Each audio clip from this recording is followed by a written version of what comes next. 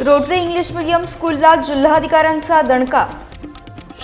पालक अनुज जोशींना 8,050 रुपये परत करण्याचे आदेश। रोटरी स्कूलकडून जोशी यांना पैशाच्या परताव्याचे लेखी पत्र। अतिरिक्त शुल्काबाबत तक्रार टाळण्याचे निर्देश।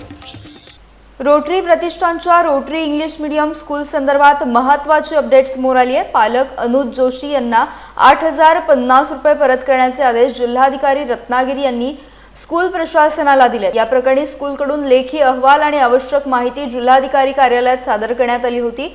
त्यानंतर पैसे परत करण्याबाबत आदेश जारी करण्यात आले। त्यानुसार स्कूलने अनुज जोशी यांना रक्कम परत करण्याबाबत लेखी पत्र देखील दिले। दरम्यान कोणत्याही अतिरिक्त शुल्काबाबत भविष्यात तक्रार येऊ नये याची दक्षता घेण्याचे निर्देश देण्यात आले आहेत। विद्यार्थ्यांना गणवेश किंवा इतर साहित्य विशिष्ट दुकानातून किंवा शाळेतूनच खरेदी करण्याची सक्ती करू नये, तसेच जमा शुल्काची वेळेवर पावती द्यावी अशा सूचना वजा आदेश देण्यात आले आहेत।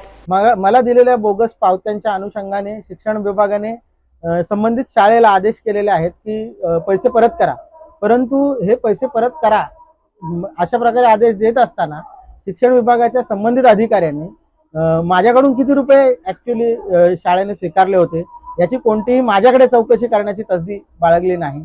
मी त्यांना स्पष्टपणे माझ्याकडच्या ज्या पावत्या त्या दाखवल्या होत्या, परंतु त्याचं कुठेही एकत्रित आकडा हा त्या ठिकाणी आला नाही।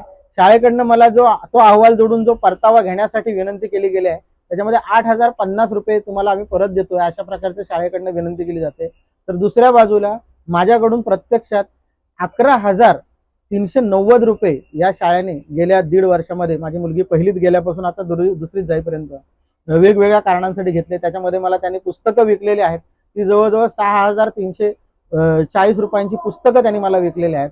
1,050 रुपयांचं त्यांनी मला क्रीडा विषयकचा गणवेश विकलेला आहे। या सर्व प्रकरणावर कुठेतरी प्रकरण दाबून टाकण्याचा प्रयत्न हा शिक्षण विभागाचे संबंधित अधिकारी आणि संबंधित संस्था आणि त्यांचे जे काही जे मुख्याध्यापक वगैरे आहेत यांच्याकडून होतोय की